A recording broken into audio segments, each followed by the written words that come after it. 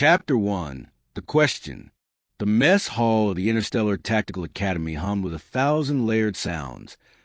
Air recyclers sighing, utensils clinking against polymer trays, the low rumble of engines thrumming through the station's bones.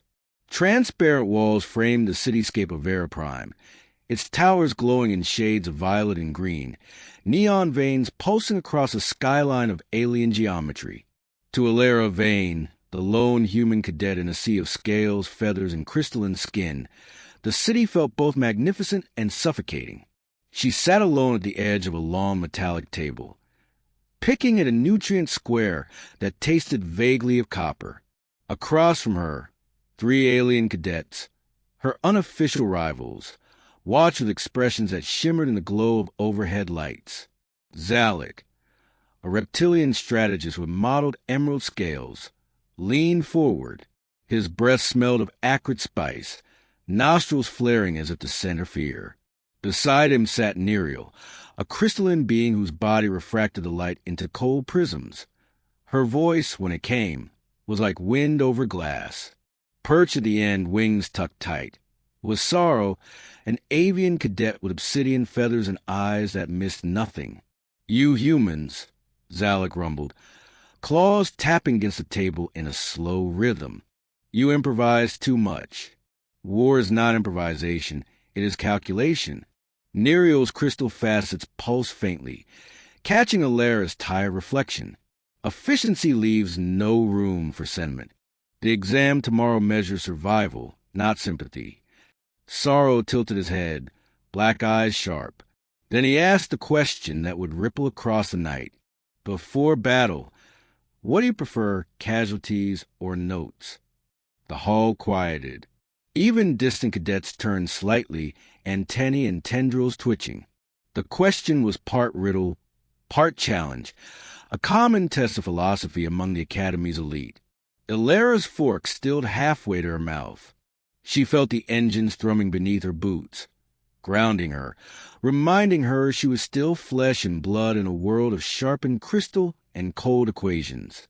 She thought of Earth, crowded cities, messy kitchens, laughter and rain, and of her father's voice teaching her that soldiers weren't numbers. She swallowed hard, then leaned forward, her voice steady though her fingers curled tight around the utensil. "Neither," she said. "I prefer people. You can keep your perfect notes and your neat casualty lists.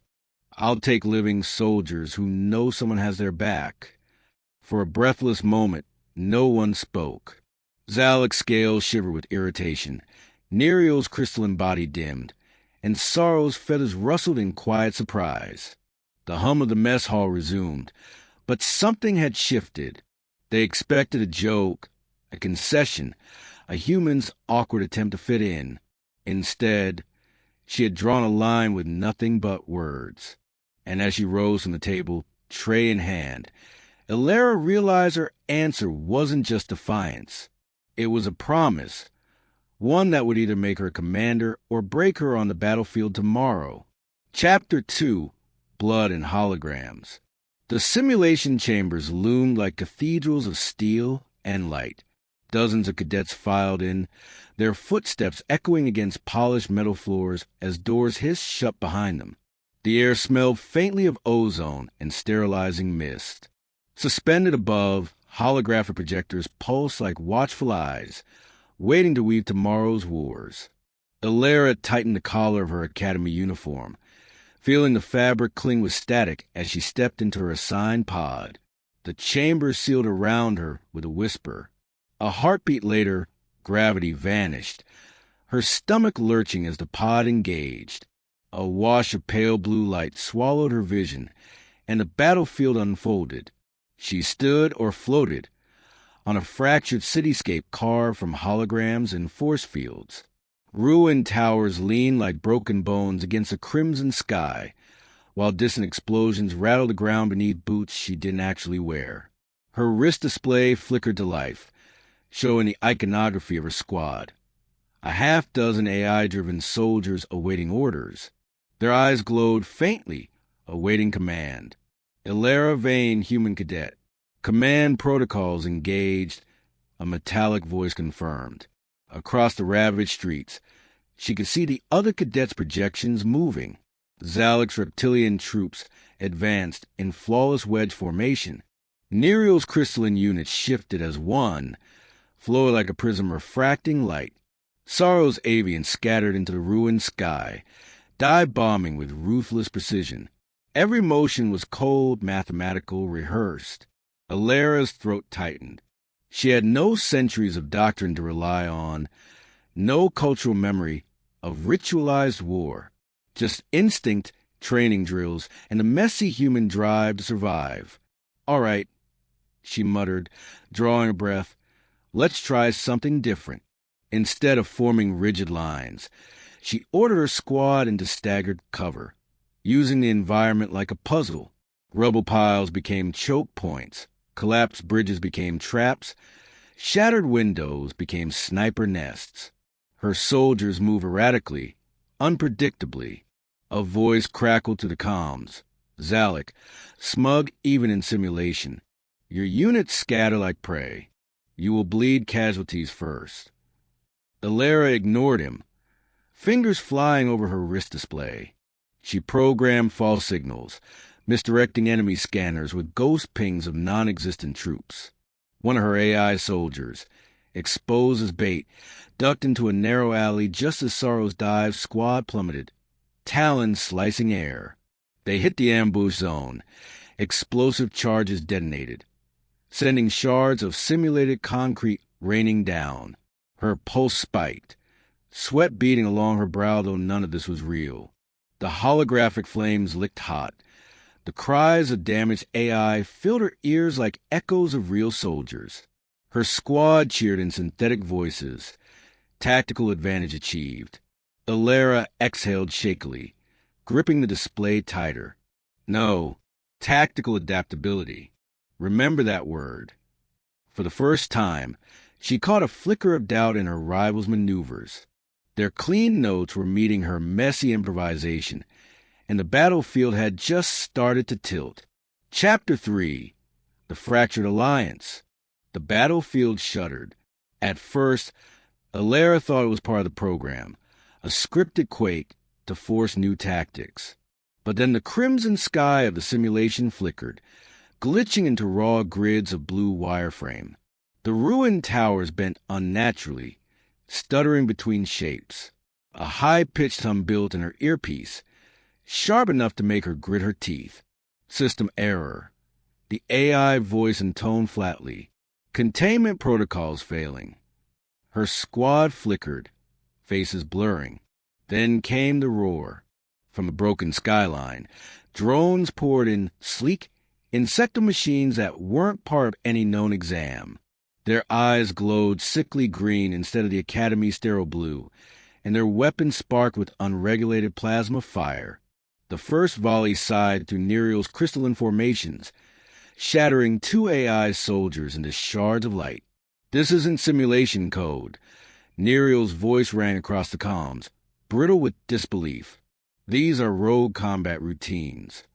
Panic spread. Some cadets shouted over comms, demanding the test be halted. Others, Zalek among them, roared challenges, ordering their squads to attack as if sheer force could bring order. But the drones didn't play by exam rules. They dove unpredictably, swarming targets with a hunger more animal than mechanical. Elara's stomach tightened. The hum of her pod felt distant now, like she was suspended between 2 worlds, the sterile safety of the Academy and the raw chaos bleeding through the code. "We're not graded on this," Sorrow hissed, his feathers rustling with static. "The exam is compromised. Retreat and preserve what we can." "And cede the field?" Zalek snapped, his scale face contorting. "Cowardice.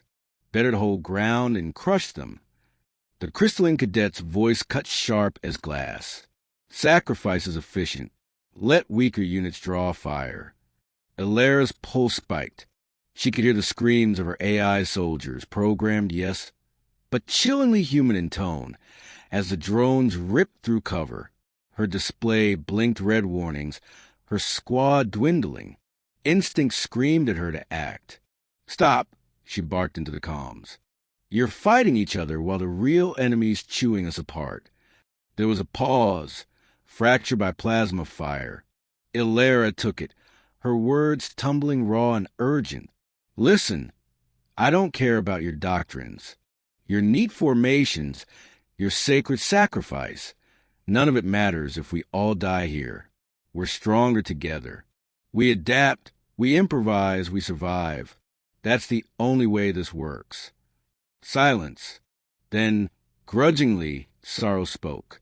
And if your messy instincts fail, then at least we failed trying to keep each other alive. She shot back, voice sharp as a blade. Another swarm of drones descended, forcing a decision. Zalek growled deep in his throat. Fine, human. I will cooperate. For now. Neriel's crystal facets dimmed, then pulsed reluctantly. Temporary alliance acknowledged. The fractured alliance formed, shaky as a bridge of glass over fire. Elara took a breath, steadying herself against the hum of her pod. She had united them, not with doctrine, but with the stubborn human refusal to surrender to cold equations. And in that fragile moment, the war inside the simulation shifted. Chapter 4, Casualties and Notes. The cityscape cracked apart. Chunks of simulated ferrocrete tore free as the rogue drones poured down in waves, their plasma fire streaking neon scars across the crimson sky. The cadets' fractured alliance faltered instantly. Zalek's reptilian squads bellowed defiance. Sorrow's avians darted skyward in sharp flares of light, and Neriel's crystalline units flickered in elegant yet fragile patterns. Amid the chaos, Elara was no longer just commanding from behind a wrist display. She was running, boots pounding across fractured streets, diving into cover with her AI squad at her heels.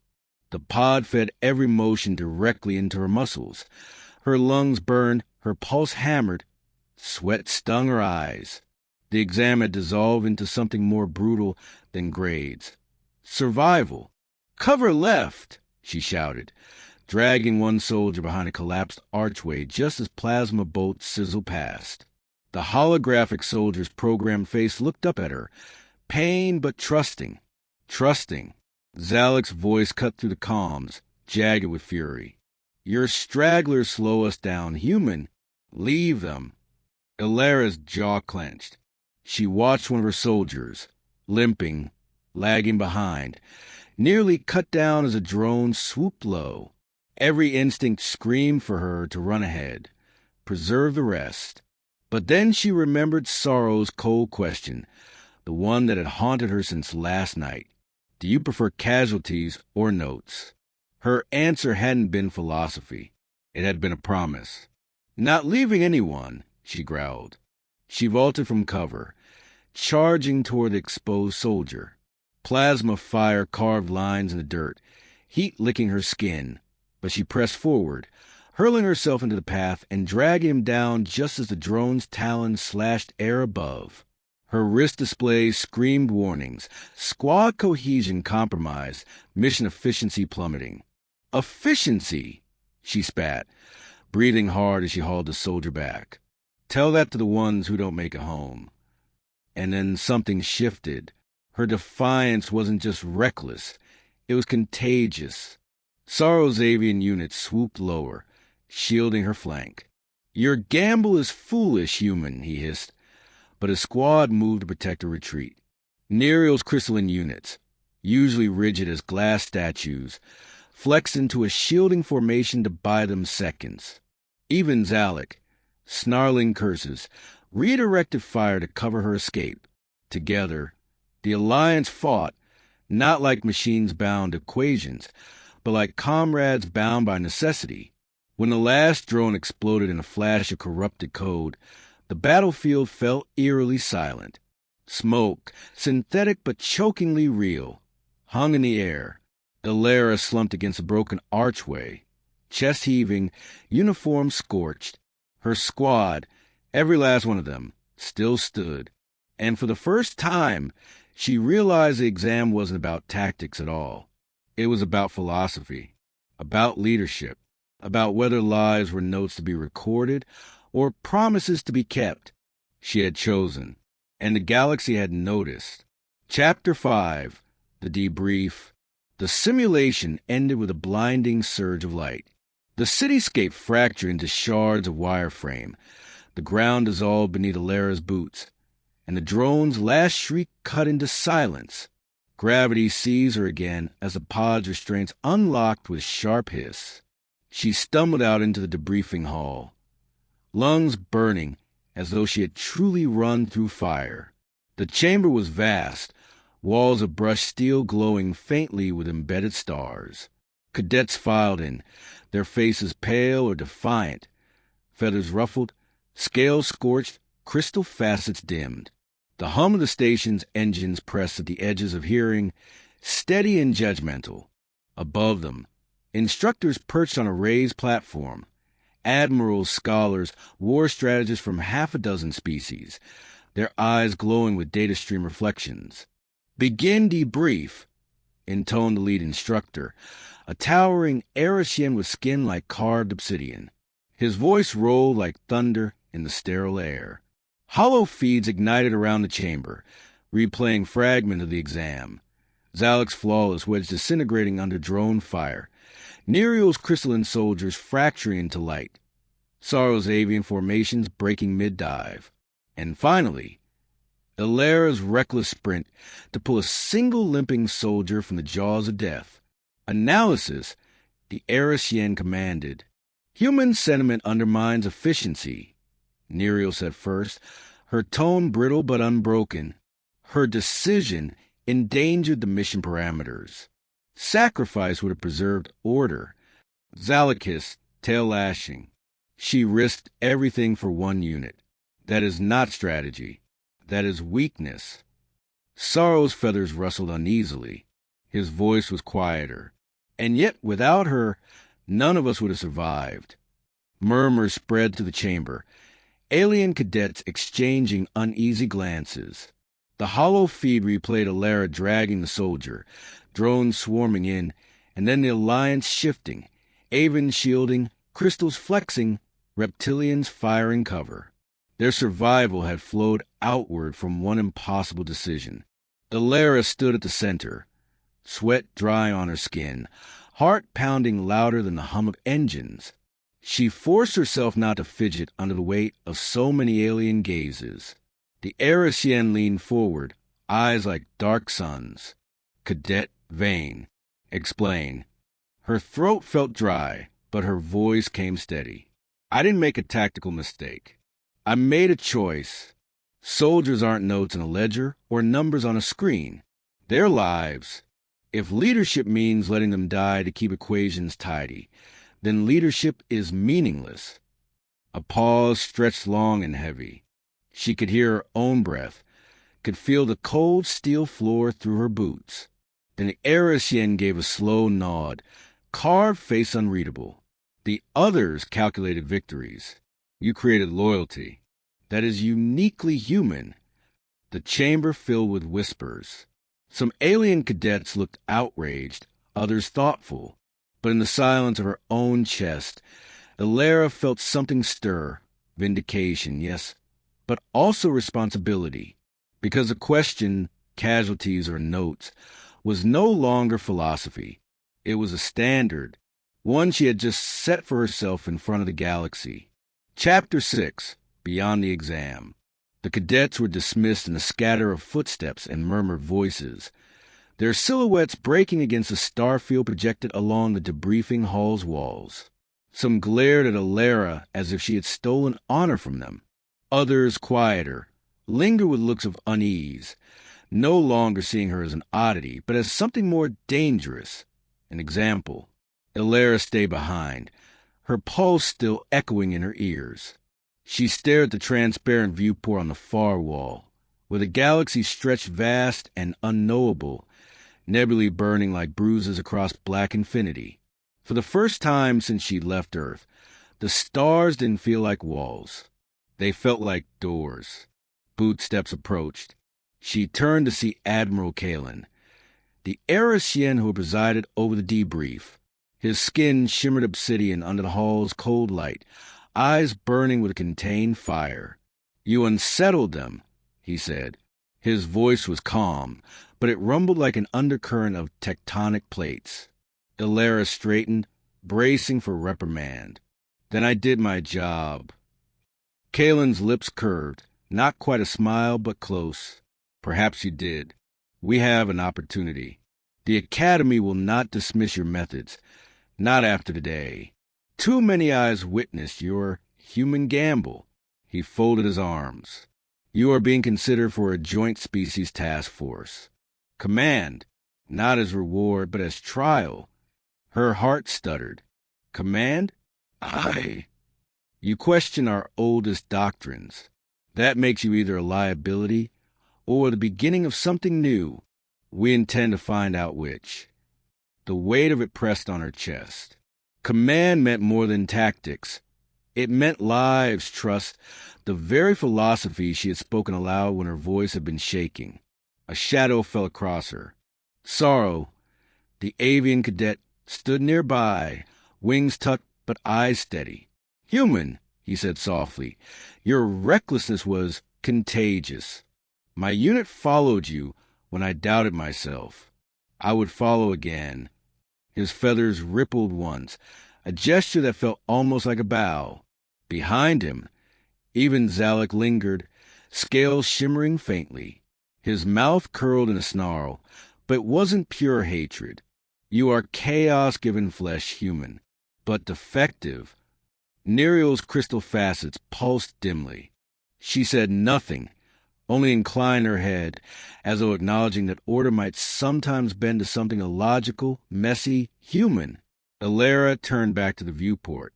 The hum of the station's engines vibrated up through the soles of her boots, grounding her, reminding her she was still the same person who had once eaten copper-tasting rations alone in the mess hall. Now the galaxy was watching. She pressed her palm to the transparent glass, stars flickering beneath her skin. "Then let's see if humanity's heart has a place among yours." For the first time, she didn't feel like the odd one out. She felt like the beginning of something larger. And somewhere, far beyond the viewport, the galaxy held its breath. The Starship's observation deck stretched wide and quiet, its glass canopy opening to a scatter of alien constellations. Nebulae burned violet and gold across the dark, and below, the neon lights of Vera Prime shimmered like a living circuit board. The hum of the engines pulsed steady through the floor, a heartbeat Elara had come to trust. She stood at the viewport, her reflection faint against the stars, when footsteps approached. Sorrow, the avian who once called her reckless, moved to her side, his feathers catching the starlight. For a moment neither spoke. The silence was filled with distant voices echoing through the ship, cadets from worlds that once distrusted her now working side by side. "You changed them," Sorrow said at last, his voice low, wings shifting with unease. "You changed me." Elara's throat tightened. She remembered the mess hall, the question, the battlefield. She had answered with defiance, but lived with promise. "I didn't change anyone," she said softly. "I just refused to give up on them." Sorrow's dark eyes held hers, something unspoken passing between them. A recognition, fragile but unbreakable. Slowly, he touched one clawed-handed glass beside her palm, mirroring her gesture against the stars. "They asked what you preferred," he murmured. "Casualties or notes." Elara smiled faintly, the reflection of starlight glinting in her eyes. "I prefer hope." The engines thrummed, steady and alive, as the ship carried them forward into the unknown, together, not as rivals, but as a beginning of something greater.